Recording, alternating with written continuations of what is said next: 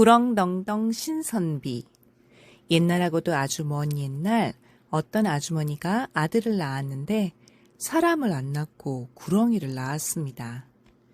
그 징그러운 걸 방에서 키울 수도 없고 해서 부엌 구석에다가 삼태기를 씌워놓고 키우는데 이 구렁이가 또아리를 틀고 점잖게 누워있다가 때가 되면 스스로 기어나와서 밥을 먹고 또 들어가고 이렇게 살았습니다.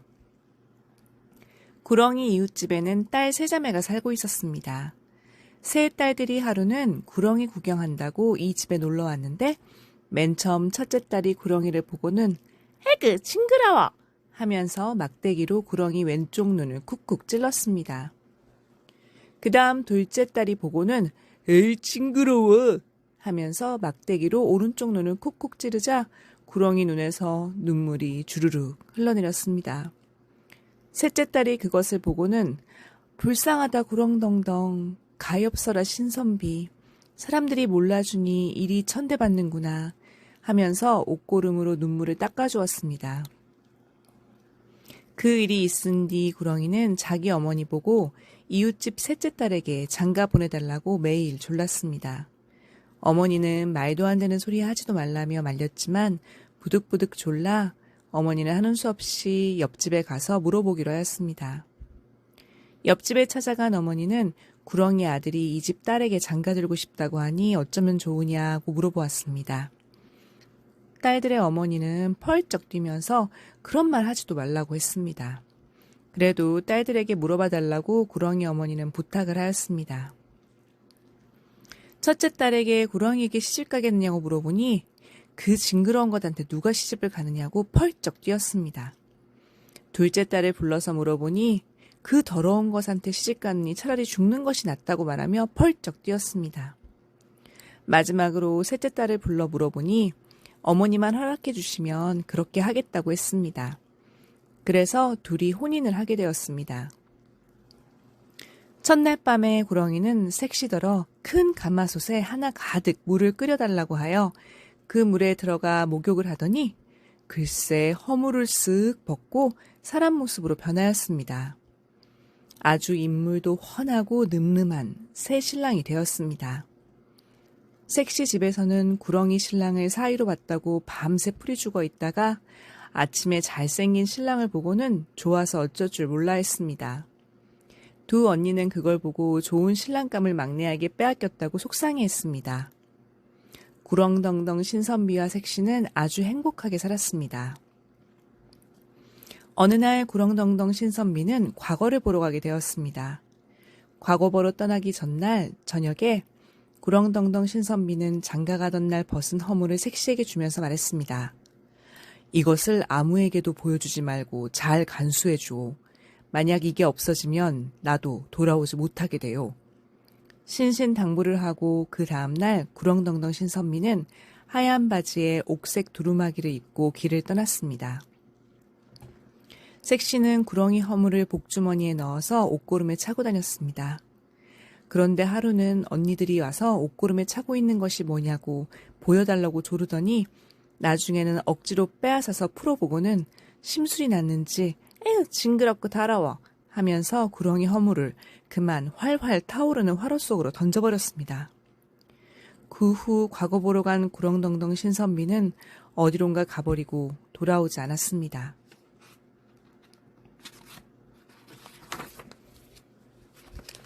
색시는 구렁덩덩 신선비를 찾아 집을 나서기로 했습니다. 적삼 위에 저고리 입고 저고리 위에 장옷 입고 버선 위에 미투리 신고 미투리 위에 집신 신고 집을 나섰습니다. 발 닿는 대로 자꾸 가다 보니 길가에 까마귀 떼가 모여서 구더기를 잡아먹는다고 와글와글 거렸습니다. 까마귀야 까마귀야 하얀 바지에 옥색 두루마기를 입은 구렁덩덩 신선비를 못 봤니?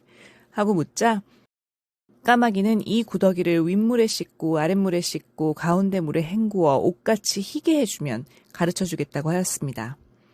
색시는 구더기를 윗물에 씻고 아랫물에 씻고 가운데 물에 헹구어 옷같이 희게 해주었습니다. 까마귀는 멧돼지에게 물어보면 알게 될 것이라고 했습니다. 색시가 또 한참을 가다 보니 산에서 멧돼지가 칡뿌리를 캐먹고 있었습니다. 멧돼지야, 멧돼지야, 하얀 바지에 옥색 두루마기를 입은 구렁덩덩 신선비를 못 봤니? 하고 묻자 이 칡뿌리를 다 캐어 흙을 떨고 껍질을 벗겨 향내나게 다듬어주면 가르쳐주겠다고 하였습니다. 색시는 칡뿌리를 다 캐어 흙을 떨고 껍질을 벗겨 향내나게 다듬어 주었습니다. 멧돼지는 저리 가서 논을 가는 사람에게 물어보면 알게 될 것이라고 했습니다. 색시가 또 한참을 가다 보니 웬 노인이 소에게 쟁기를 지워가지고 논을 갈고 있었습니다. 할아버지, 할아버지, 하얀 바지에 옥색 두루마기를 입은 구렁덩덩 신선비를 못 보셨나요? 하고 묻자 이 논을 다 갈아 물대고 썰애질하여 씨 뿌리고 못자리를 만들면 가르쳐주겠다고 하였습니다. 색시는 소를 몰아 한없이 넓은 논을 다 갈고 물대고 썰애질하여 씨 뿌리고 못자리를 만들어 주었습니다. 할아버지는 저기 가서 빨래하고 있는 할머니께 물어보면 알 것이라고 했습니다. 색시가 또 한참 가다 보니 웬 할머니가 개울가에 빨래를 산더미만큼 쌓아놓고 방망이로 두드려 빨고 있었습니다. 할머니, 할머니, 하얀 바지에 옥색 두루마기를 입은 구렁덩덩 신선비를 못 보셨나요? 하고 묻자 검은 빨래 희게 하고 흰 빨래는 검게 빨아 맑은 물에 헹구어 보송보송하게 말려주면 가르쳐주겠다고 하였습니다. 색시는 검은 빨래 희게 하고 흰 빨래는 검게 빨아 맑은 물에 헹구어 보송보송하게 말려주었습니다.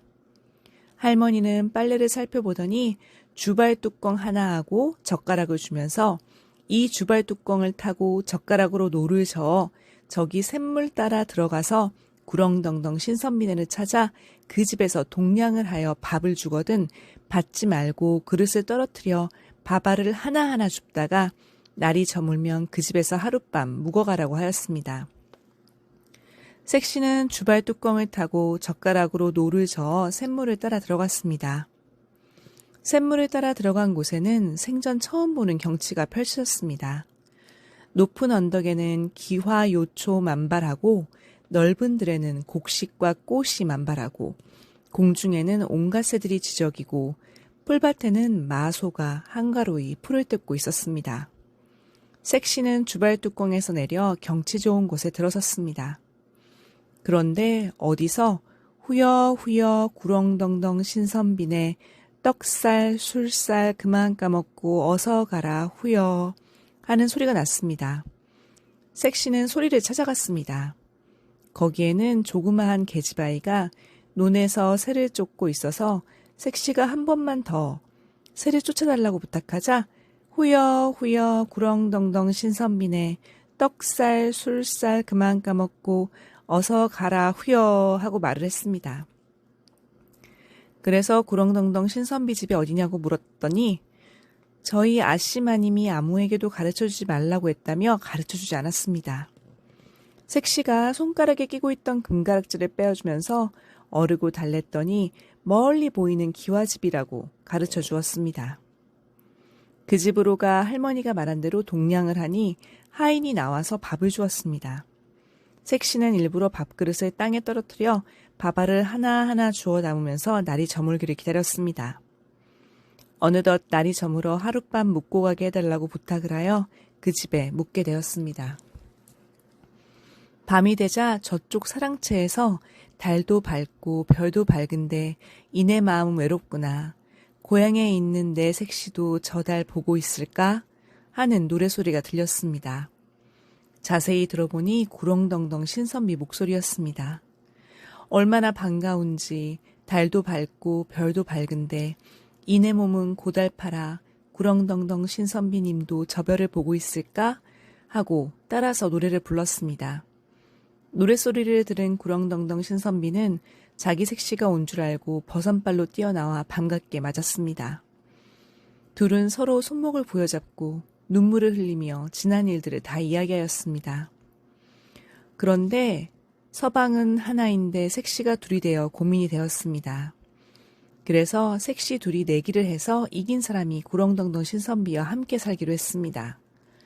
첫 번째 내기는 참새 때 올라앉은 나뭇가지 꺾고 오기, 두 번째는 얼음 위에 나막신 신고 물동이 이고 물 한 방울 안 흘리고 걸어오기, 마지막으로 호랑이 눈썹 한 줌 뽑아오기 내기를 했습니다.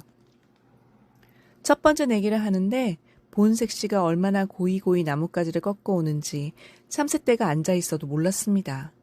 그런데 둘째 색씨는 나무를 함부로 꺾다가 참새를 날려버려 본색 씨가 첫 번째 내기에서 이겼습니다. 이번에는 얼음판 위에 나막신을 신고 물동이를 이고 걸어오긴데 본색 씨는 어찌나 사뿐사뿐 잘 걷는지 물을 한 방울도 흘리지 않았습니다. 둘째 색씨는 엄벙덤벙 걷다가 넘어져서 물동이까지 깨뜨려 두 번째 내기도 본색씨가 이겼습니다. 마지막 내기가 문제였습니다. 호랑이 눈썹을 어디 가서 구할까 하고 정처 없이 산속을 헤매던 본색씨는 깊은 산속에 오막살이 한 채가 있어서 들어가 보았습니다. 그 집에는 머리가 하얀 할머니가 배를 짜고 있었는데 색씨가 사정 이야기를 다 하고 도와달라고 했습니다. 딱한 사정을 다 들은 할머니는 본색 씨에게 배틀 뒤에 숨어서 무슨 소리가 나도 내다보지 말고 숨어 있으라고 하였습니다. 한참이 지나자 밖에서 요란한 소리가 들리더니 집채만한 호랑이가 쿵 하고 들어왔습니다. 코를 킁킁거리며 냄새를 맡던 호랑이가 방에서 사람 냄새가 난다면서 방구석을 돌아다니기 시작했습니다. 그 할머니가 호랑이 할머니였나 봅니다. 할머니는 호랑이에게 내가 늙어서 냄새가 나나 보다 하고 말하고는 눈썹에 진디가 붙은 것 같다면서 아들 눈썹을 잡고 한 줌을 쏙 뽑았습니다. 그리고는 사냥을 해오라며 아들을 내보낸 후 호랑이 눈썹을 본색 씨에게 주면서 어서 가보라고 했습니다. 할머니에게 고맙다는 인사를 하고 돌아와 보니 둘째 색씨는 어디서 돼지 눈썹을 한 줌 뽑아가지고 돌아왔습니다. 그래서 본색 씨는 세 가지 내기에 다 이겨서 구렁덩덩 신선비하고 오래오래 재미나게 살았습니다.